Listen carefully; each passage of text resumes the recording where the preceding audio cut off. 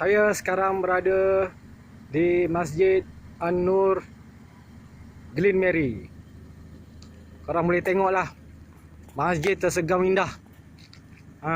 Nampak? Penuh dengan lampu-lampu kan. Tapi masjid dikunci.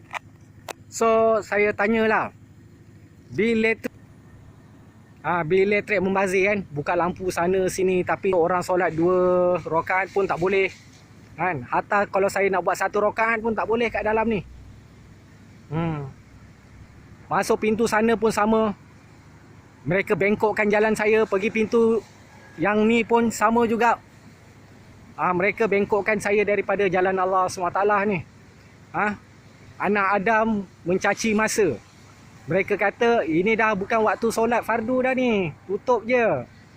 Security, korang kalau buat kerja, ada orang nak ada solat, korang kena buka pintu. Ini bukan syarikat mak bapak engkau, ini rumah Allah SWT, faham? Lagi satu, korang tahu tak hukum sedekah ni apa benda? Hukum sedekah ni sunnah. Dia jadi wajib bila cukup haul macam zakat. Tapi ianya jatuh makruh apabila ini dia, minta sedekah ni makruh. Bukan, faham tak? Hukum minta sedekah ni adalah makruh, mendekati haram apabila macam ni, korang membazir sana sini, lepas tu korang nak orang semua sedekah kat kau untuk bayar bil elektrik, bil ni, bil security. Memang tak patut lah.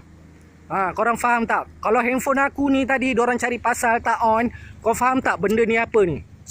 Faham tak benda ni apa? Benda ni cahaya. Kau nak tengok Allah SWT, ni terbakar semua ni nanti ni. Faham tak?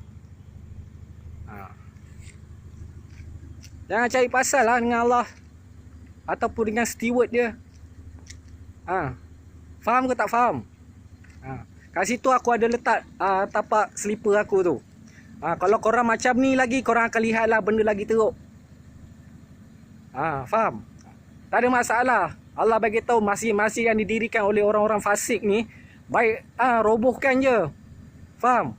Kalau Allah nak hantar bom pun aku tak ada masalah. Kalau ada orang datang sini curi duit masjid pun tak boleh nak salahkan dia. Siapa suruh simpan duit? Hari-hari kalau ada orang sedekah, hari-hari kena habiskan. Esok punya pasal lah.